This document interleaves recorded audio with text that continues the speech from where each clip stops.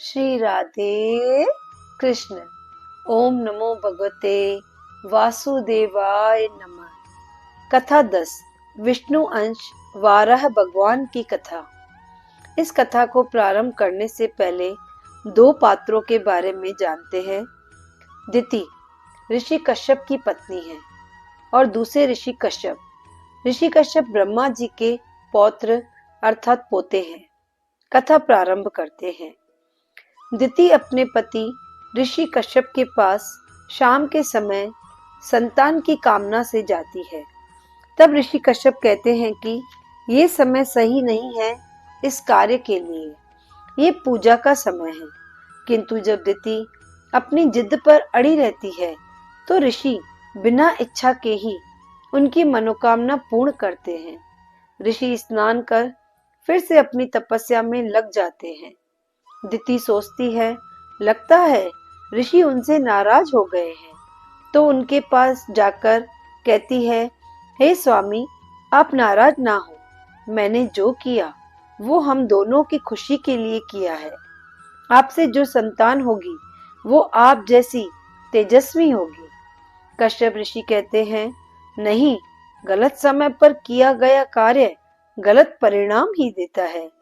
तुम्हें एक नहीं 2 जुड़वा पुत्र होंगे, जो दोनों ही मां दुष्ट होंगे। राक्षसों में उनकी गिनती होगी। दिति ऋषि से माफी मांगती है, कहती है, मैंने गलत भावना से कुछ भी नहीं किया है, मैं आपसे क्षमा मांगती हूँ। ऋषि कहते हैं, कर्म का फल अवश्य मिलेगा, पर क्योंकि तुम्हें अपनी गलती का पछतावा है, इसलिए तुम्हें जो पौत्र अर्थात पोता होगा वो भगवान का परम लाडला होगा। वह छोटा सा बच्चा बड़े भक्तों में गिना जाएगा। वो थे भक्त प्रहलाद।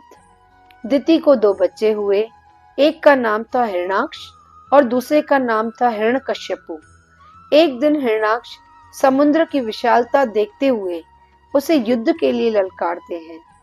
समुद्र कहता है, मुझसे युद्ध मत करो, मेरे तल पर पृथ्वी रखी है, उसे लेने कोई न कोई तो आएगा, तुम उससे युद्ध करना। क्योंकि समुद्र को पता था कि पृथ्वी को लेने कोई न कोई बड़ा योद्धा या स्वयं भगवान ही आएंगे।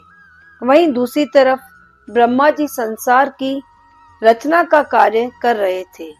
विष्णु जी का ध्यान कर रहे थे कि जीवों की संरचना कर उन्हें कहाँ रखूं। उसी समय ब्रह्मा जी की नासिका अर्थात नाक से एक छोटा सा अवतार पैदा होता है, वाराह अवतार। बोलो वाराह अवतार की जय। वाराह अवतार छोटा सा अंश थे, किंतु पैदा होते ही हाथी की तरह बढ़ने लगे। ब्रह्मा जी को ज्ञात हुआ कि ये विष्णु अवतार है। तभी उनसे विनती की, हे नाथ, पृथ्वी को बचाइए। भगवान सीधे समुद्र में कूदते हैं, वहां अपना आकार बढ़ाते हैं और पृथ्वी को अपने मुख पर रखकर दांतों के ऊपर बाहर लाने लगते हैं। तभी हिरणाक्ष बीच में रोकते हैं और कहते हैं कि यदि पृथ्वी ले जानी है तो पहले मुझसे युद्ध करो।